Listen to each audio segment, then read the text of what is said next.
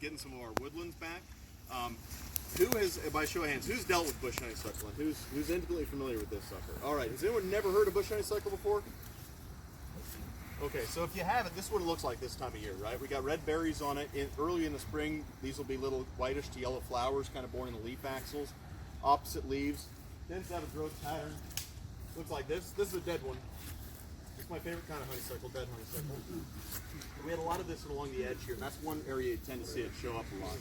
But this is what honeysuckle looks like. So this is a non-native plant. We brought this in as conservation plant material in at least 1920s, if not earlier.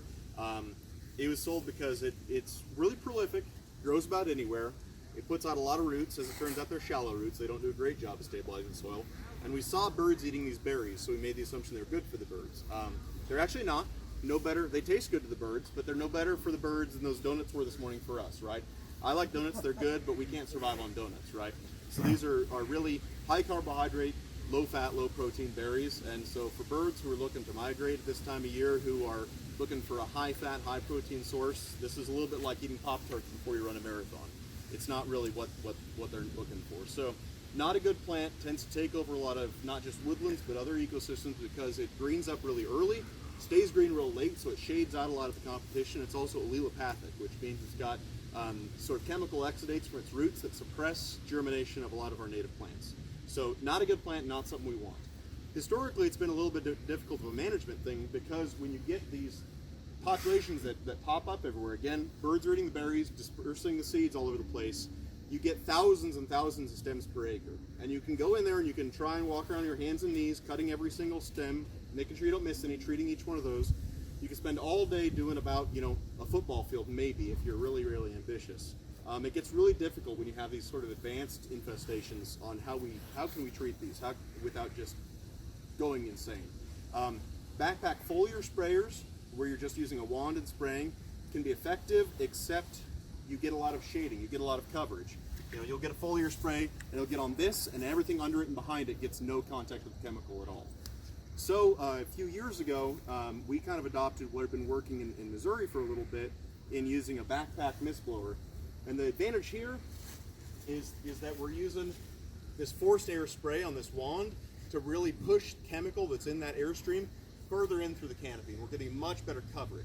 Instead of using a 2% solution that we would use in a foliar sprayer, we're using on average an 8 or 10% solution, usually almost exclusively glyphosate in this case. So we're using a broad spectrum herbicide, right? Glyphosate kills most anything it touches except for red cedars for the most part. The key here is, like I mentioned earlier, not glyphosate, but bush honeysuckle leaves out really early and late. So we have a window of opportunity there late in the season. Conceptually, maybe one early in the season too, but we have got a lot of spring ephemerals that we might see in our woodlands, little herbaceous plants that are also trying to take advantage of some of that early light before the overstory greens up and puts leaves on.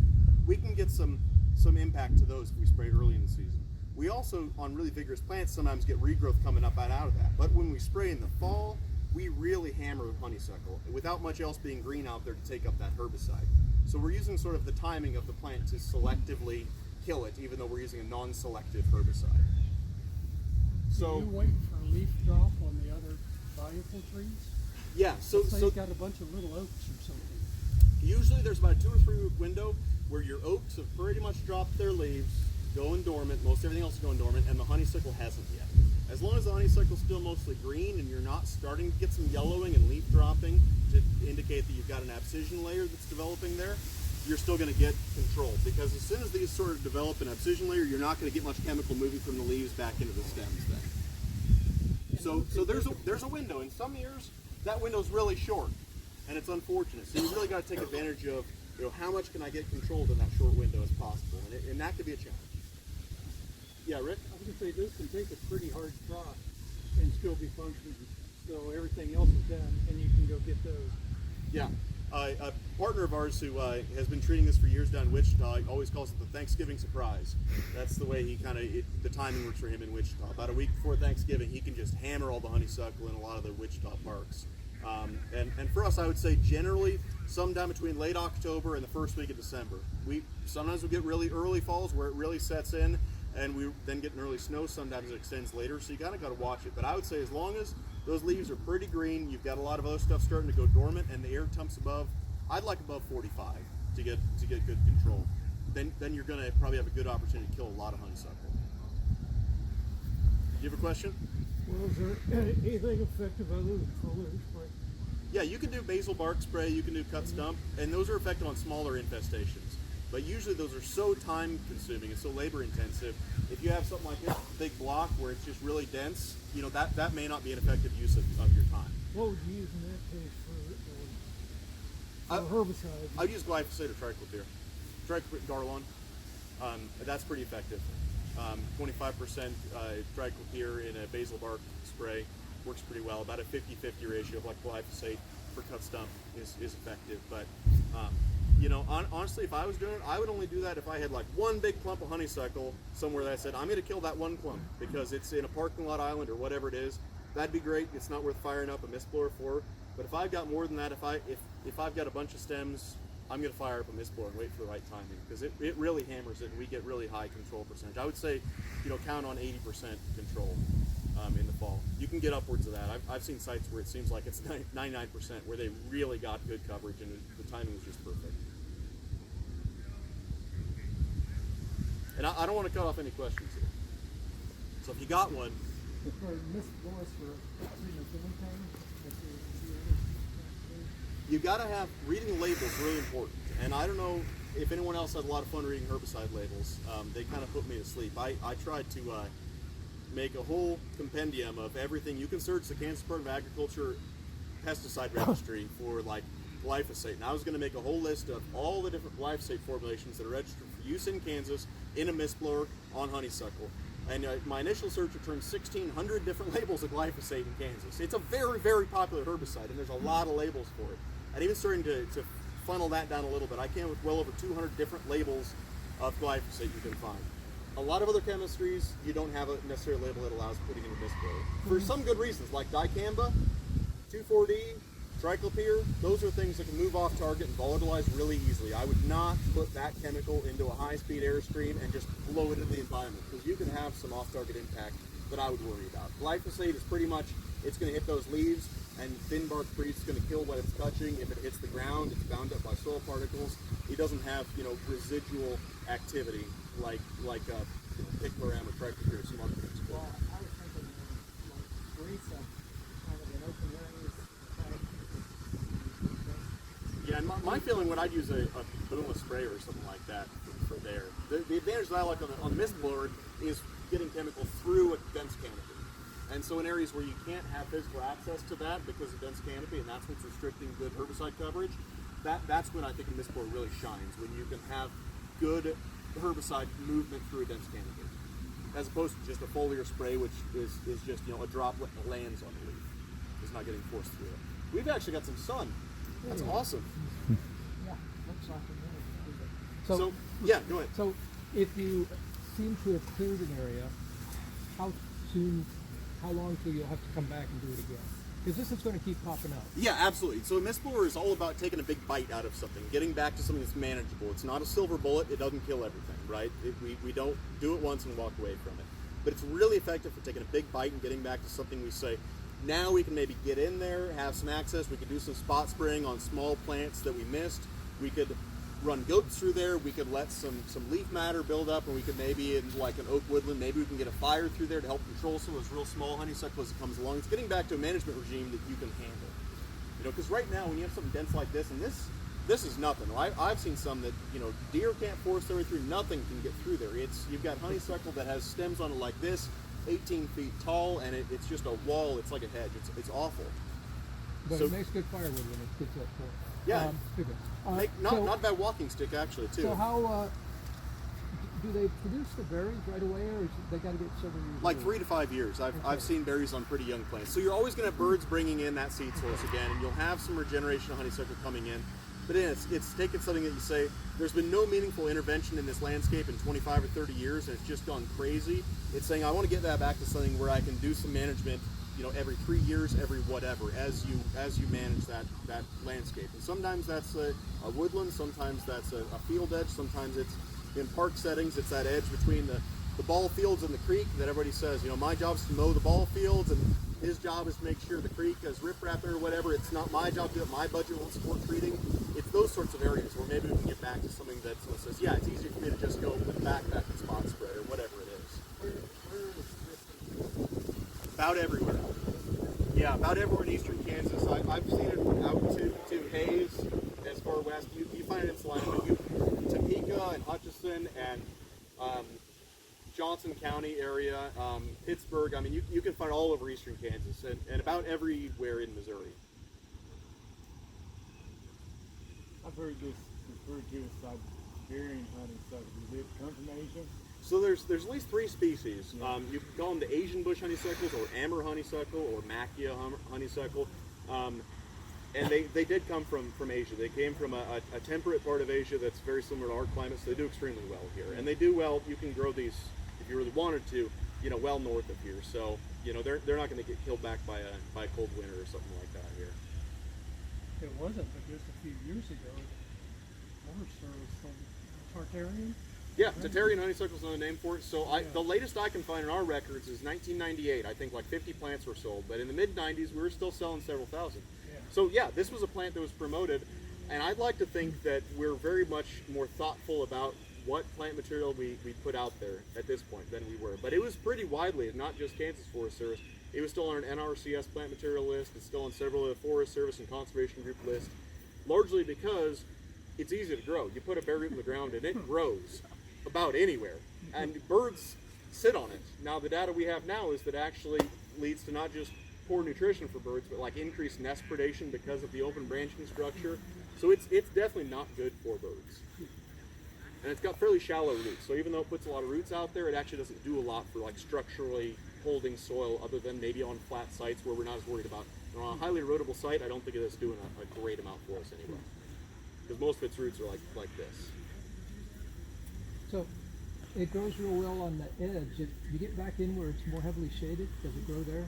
Yeah, Okay. it not as dense. It doesn't fruit as much, but you do. It's fairly shade tolerant. It's going to prefer edges, and it does just fine in full sun.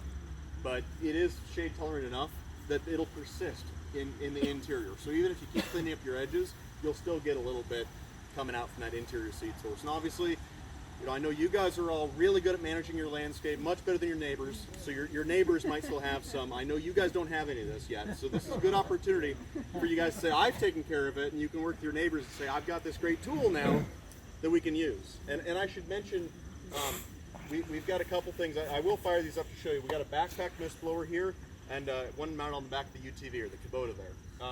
We have 8 or 9 of these now around Kansas that are available for landowners to just come and pick up and lease and use. Just for, I think it's a $20 fee just to cover maintenance, because we get these serviced by small engine shops every year. So we've got these in northeast Kansas, I think in Doniphan, Jefferson, Jackson, another county. We've got these listed on our website as well. And then I've got 2 in my office in Manhattan, and then we've got some in Anderson, Osage, and Franklin County. And then that new one we just bought that's on the back of the UTV, that's at my office, and I'm going to make that available kind of on an as-needed basis if I get a landowner coming who wants to use that, especially if they got a great site that has these linear access to the infestation. We're going to make that available for folks to use, because you may not want to go buy a $500 to $700 backpack mist blower just to treat if you've got a little bit on your property. If you got 5 acres of woodland you're managing and that's it, maybe you don't want to make that investment. We've got these available for you. And you can just get a hold of me or one of your district foresters, and they can get you hooked up with them. So Darcy, how are we doing on time? We got like 15 minutes. Okay, good, great. So I'm going to fire this up just so you can kind of see what the penetration kind of looks like. And I should say, just straight water in this, just straight water in that. So don't worry about me not wearing my PPE. I want to mention, for backpack mist blower, the PPE that's on the label just says, rubber boots and goggles and gloves. I would go a little further than that. I'd recommend probably wearing a Tyvek suit, because you end up taking a bath when you're walking around with mist blower, spraying it everywhere. Probably a good idea. Wear a Tyvek suit. I'd recommend just a general purpose respirator with a kind of the carbon packs in it. This is labeled for herbicides. You don't have to get special cartridges. In my reading of the label, in my reading of this, I'm not a lawyer, I'm not, whatever, but that, as I read the label, an activated charcoal cartridge is going to be good for keeping you safe on this. Glyphosate regardless of California jury determinations, I think is actually a fairly safe pesticide to be applying out of a mist blower. It's based on actually quite a bit of good science I'd be happy to share with you if you have questions. Obviously goggles, good idea for any pesticide application. But I'm going to fire this up again, just straight water. I've been using this for like 10 years and I can tell you it works great. And the thing that always gets me though is you spray something else with Roundup and in a week it's looking brown or whatever. You spray this and all winter long I'm looking at it going, it's not doing anything. And then those leaves fall off and the new ones forget to come out and it's dead as a doorknob. Yeah, occasionally you get one that you just kind of half got and you'll get this witch's broom of little tiny leaves that comes out, and then after about a month it just falls apart and it's dead. So you can tell when you get good coverage, it's dead. When you get just kind of half coverage, sometimes it struggles, it comes back a little bit. But that's all about coverage you get. And I would not recommend using a dye in this because then you'll just turn yourself blue or green or whatever the color is. Generally, you're not going to be able to see the dye really well when you're misting anyway. It doesn't tend to persist on the leaves, so I wouldn't recommend a dye.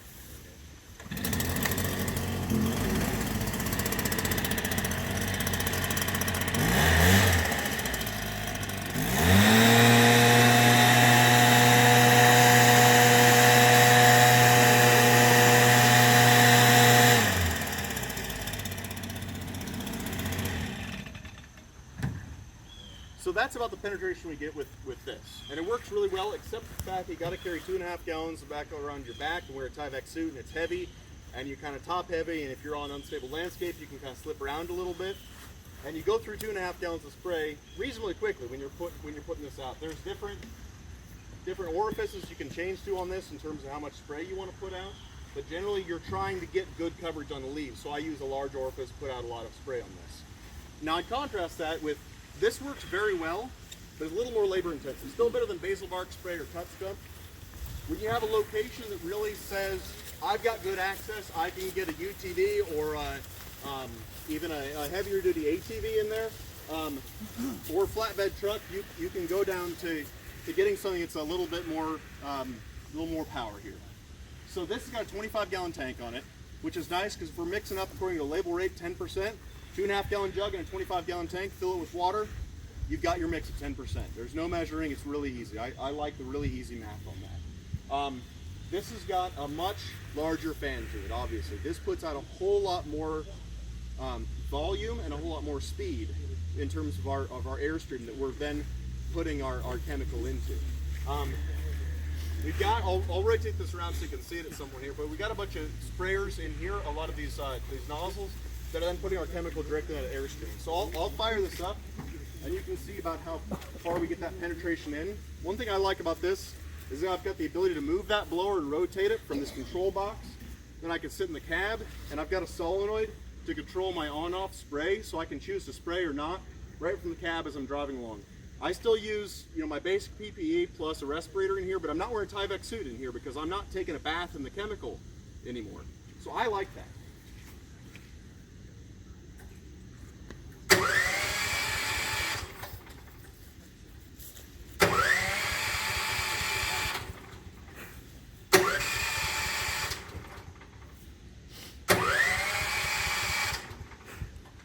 It usually fires right up.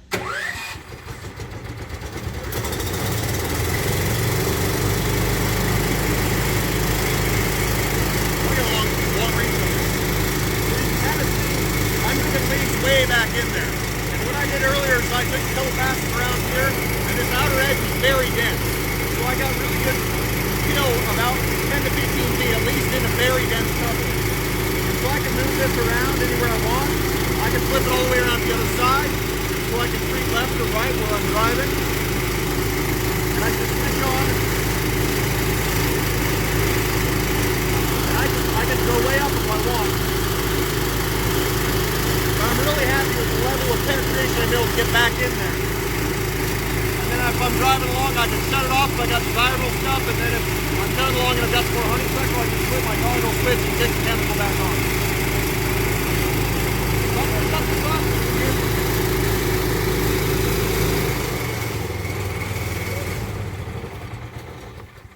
Alright, so I'd also recommend probably some hearing protection It's a little quieter in the cab, but both for the backpack and this one.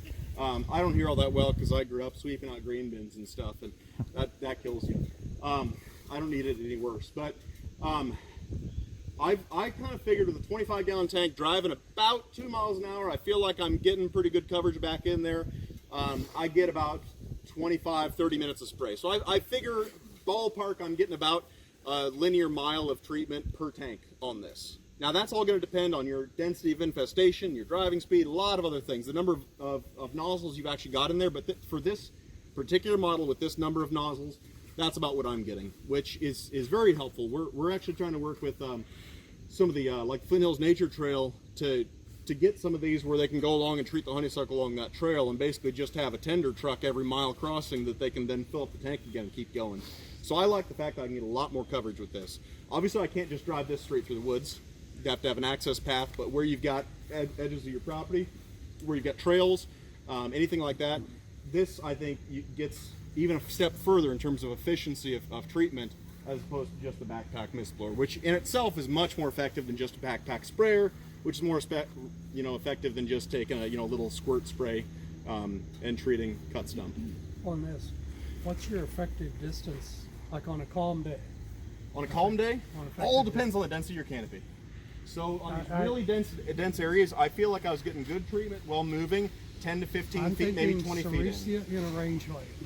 With that, you're getting, and I should introduce Roger Swire here is manufacturer of this particular unit. We kind of put together, Roger and I had a little meeting, and I kind of outlined what I thought would be an ideal bush honeysuckle killing machine. So he kind of spec'd this one out for me. He brought a couple of models down there, including a PTO driven one, where if you've got a tractor already, you don't have to buy power for this. You don't have to buy a motor. You can just use that power takeoff for a pump, and you have much larger tank capacity too. So on those units, you can get much further penetration. Do you want to kind of talk about the differences there, Roger?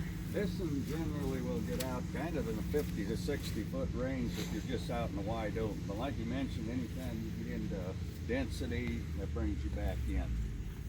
Now the PTO unit, you can go to a 55-gallon tank and a larger fan for a little less money.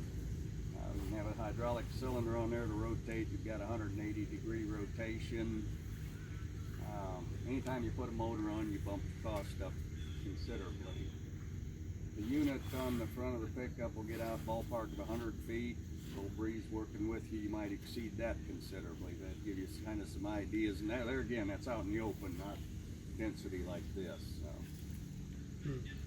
Ballpark of $4,000 on either machine gets you close on the price. 5 Give or minutes. take a few bucks. Thanks. Yeah, and there's several manufacturers out there you can find who make mist blowers in the Great Plains here. There's a couple in Nebraska, one in North Dakota as well. They're all similar in ballpark and range, and I'll be honest, Roger's actually pretty darn competitive. When we were bidding this out, Roger came in a little bit less than everybody else too. So we're happy to work with Kansas manufacturer anyway, but he had pretty competitive prices for us, so we like that. We And appreciate like you. like I mentioned, this exact unit is available. So if you're thinking you want to do some treatment this fall, let me know. I'll work with you and see if we can get you lined up with this. It's based on my office in Manhattan, and we're going to make this available for landowners to use. Pretty much all we ask is that you maintain some safety stuff. We ask you to use proper PPE and wash it out, but also report back to us what you're treating so we can know how much good work this unit is out there doing. We figure with just the backpack mist blowers we've had out there, we've had at least 400 acres in the last 2 years of honeysuckle killed in Kansas with just the units we've got, which I should also mention, we're funded in part by a grant we received from U.S. Forest Service and the National Wild Turkey Federation. So they've been great partners for us to work with. We intend on getting a few more units placed out there throughout Kansas to get more honeysuckle killed in the coming years. So how far are you going to limit the use of this potentially, or do you know on that? Or what's In terms of geographic area, yeah. within the borders of Kansas at this point, it kind of depends. If someone says that I've got some honeysuckle I want to kill and I'm down in Medicine Lodge and it'll take me 3 days after I'm done to get it back to you, it depends on the demand for it.